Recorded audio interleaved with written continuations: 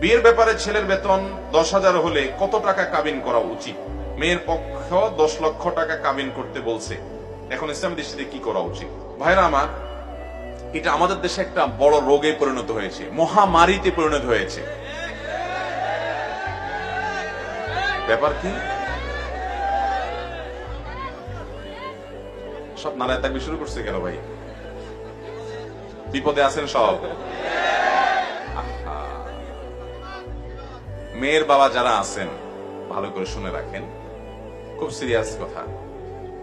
আমি বিভিন্ন সময় বলার চেষ্টা করি, বিয়ে বরকতপূর্ণ হওয়ার জন্য 3টি পূর্ব শর্ত আছে। কোরআন এবং হাদিস ঘাঁটলে আমাদের বর্তমান অবস্থাকে রিয়েলাইজ করলে, গবেষণা করলে প্রতীয়মান হয় যে 3টি বিষয় আছে, যে বিষয়গুলো থাকলে বিবাহ বরকতময় হবে। আমি সবসময় বলার চেষ্টা করি, ভালো করে শুনে রাখেন।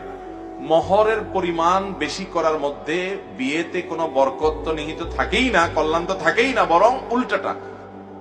নবী করিম সাল্লাল্লাহু আলাইহি সাল্লাম থেকে যে সমস্ত হাদিস বর্ণিত হয়েছে সেগুলো যদি আপনি সামনে রাখেন, একটা হাদিস আছে, ইন্না আযমান নিকাহি বারাকাতান আইসারুহা মাউনা, সবচেয়ে বরকতময় বিয়ে হলো সেই বিয়ে যে বিয়েতে মহরের পরিমাণ সবচেয়ে সহনীয় থাকে, কম থাকে।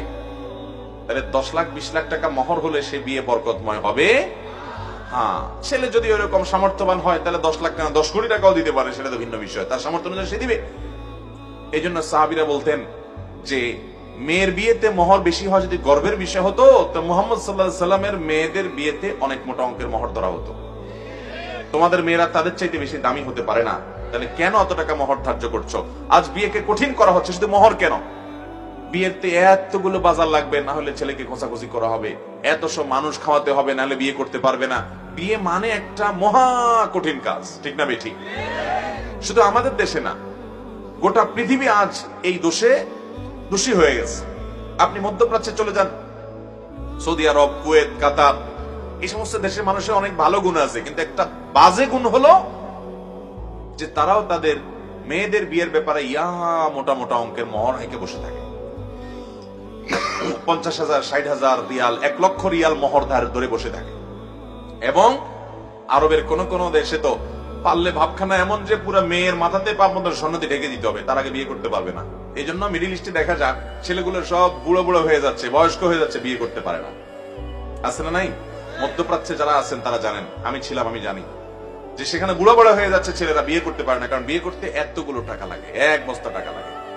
অনেক বুড়া আছে, তার পয়সা করি আছে, সে বিয়ে করতেছে একটার পর একটা, ভালো শরীর জায়েজ করছে, সে করতেই পারে, তার রাইট আছে। কিন্তু অনেক ছেলে ফেলে আছে সারা জীবন কামাইতে কামাইতে সে বিয়ে করতে পারে না।